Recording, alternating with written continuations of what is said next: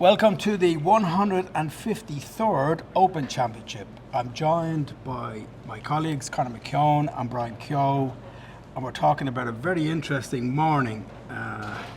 Gentlemen, I was standing near the 7th tee following game number 20 this morning, getting absolutely battered by the rain, and I had this thought in my head. That's bleeding Scotland for you.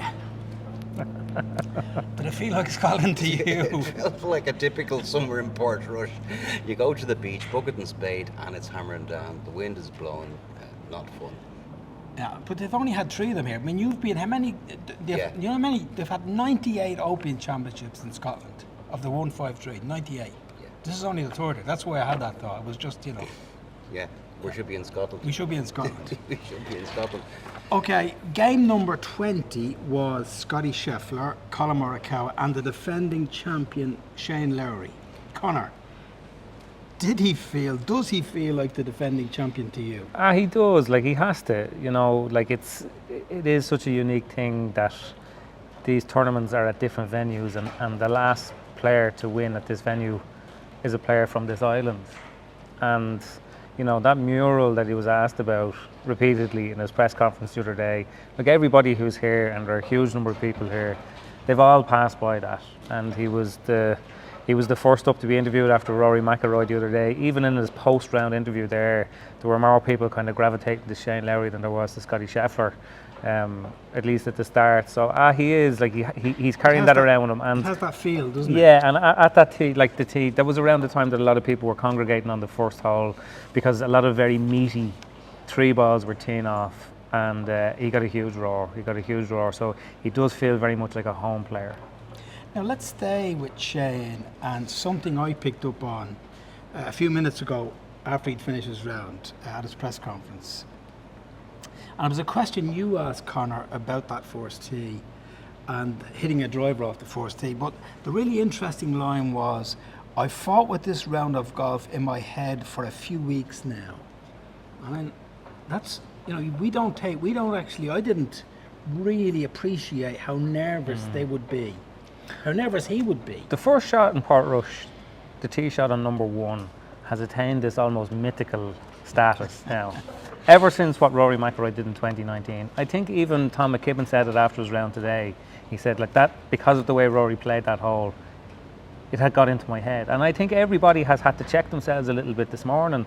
Not that there's any hesitation, because I was watching 4 or 5 groups in a row, and the longer the morning went on, the more the wind died down, the more people were reaching for drivers, or at least 3 woods. Scheffler and Ram used 3 woods.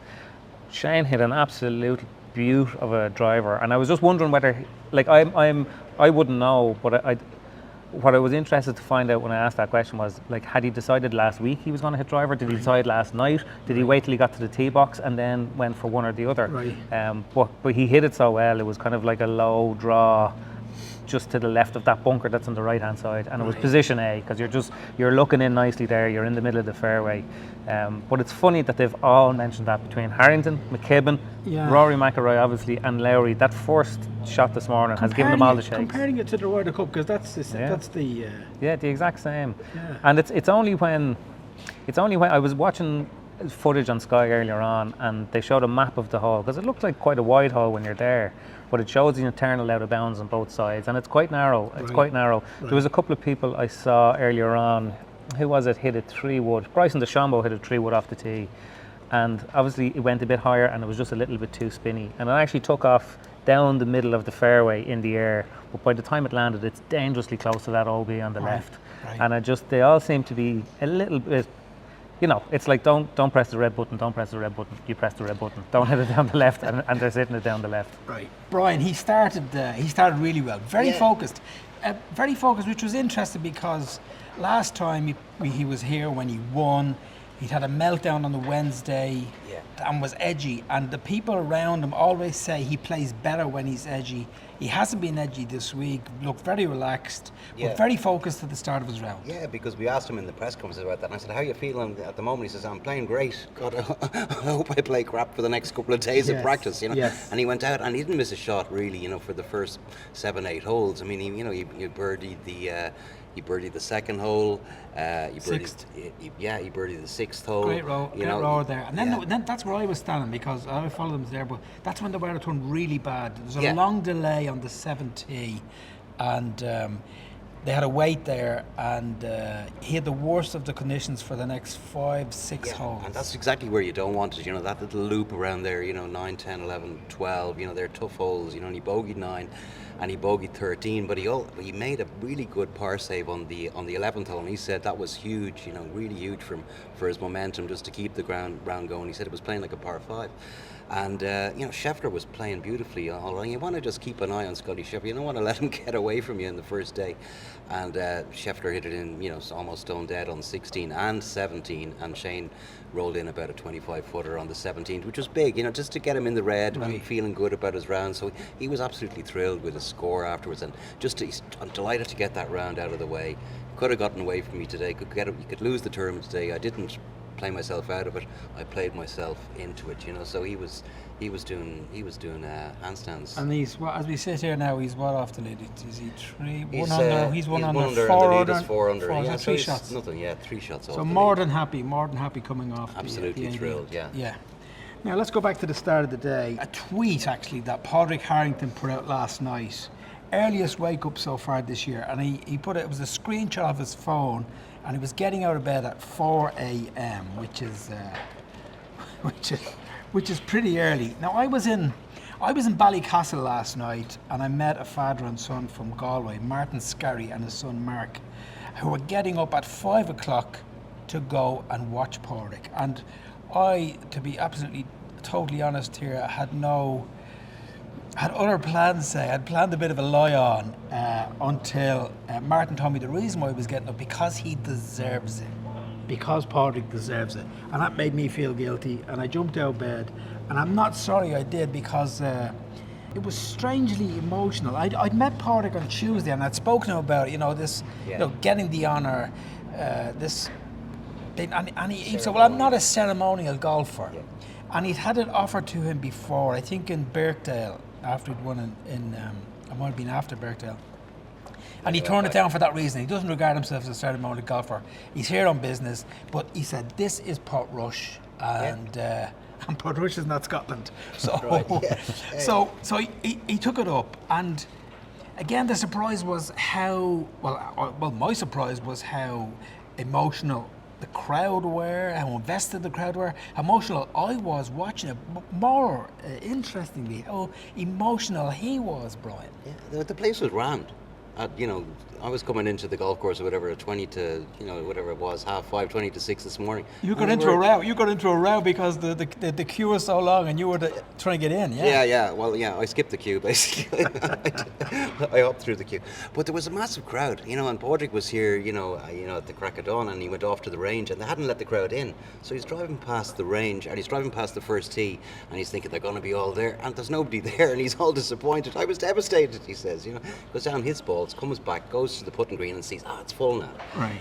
But Padraig, he doesn't leave any stone unturned when it comes to, working out on things, to thinking about things. And he said to us afterwards that I hyped the whole thing up yesterday, big time. The nerves, I'm going to be really nervous, so that when I got to the tee, it wouldn't feel as big a deal. It couldn't be as big a deal as I'm making it out to be. So he wouldn't. So he has theories about how to tie your shoelaces. Yeah, but he clearly. Conor, you would have seen it. I don't think I've ever seen him doff his cap as much. Certainly not on the first tee.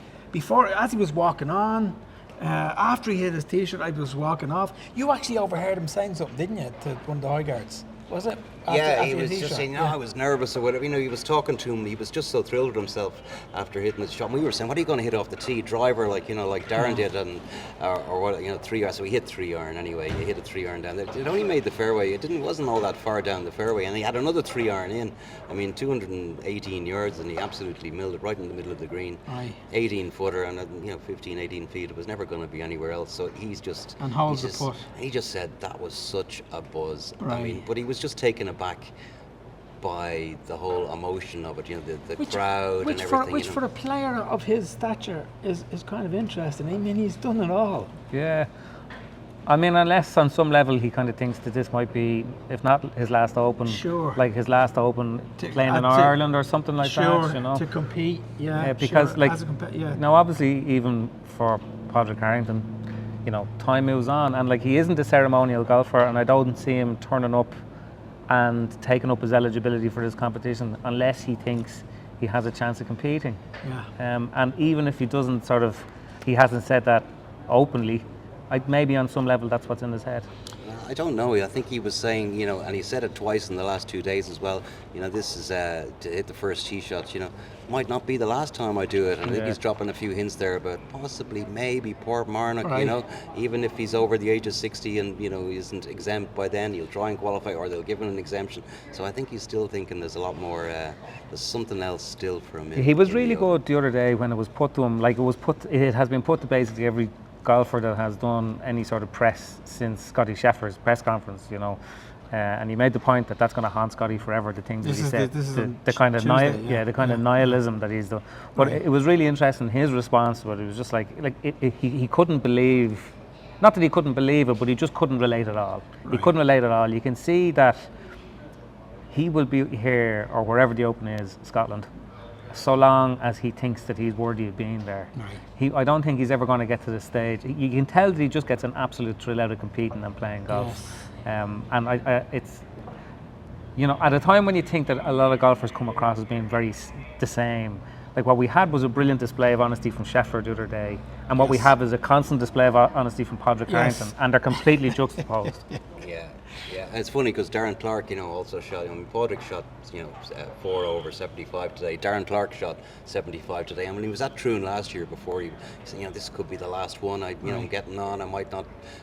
Maybe Portrush will be the goodbye. You know, and he makes the cut last year for the first time. I think he'd missed the previous 6 cuts, and all of a sudden he's saying, well, you know what? Actually, yeah, I think I might keep it going until I've got 4 more. So, you know, these guys they like to be competitive and feel they can make the cut and not just be making up. So both finished on 4 over, him and Darren.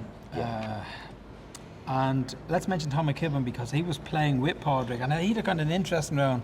Started with a bogey, went to 2 over. Did he? No. Yeah, he bogeyed the third as well. He came up short of the green, the par 3, didn't get up and down there, and then he thought a great tee shot down the 4th, and it's in a fucking divot. He says, you know, things are not going to go my way today. I'm in a divot here, and has to hold this little 8-footer down the hill, a little slider, not to go 3 over after 4.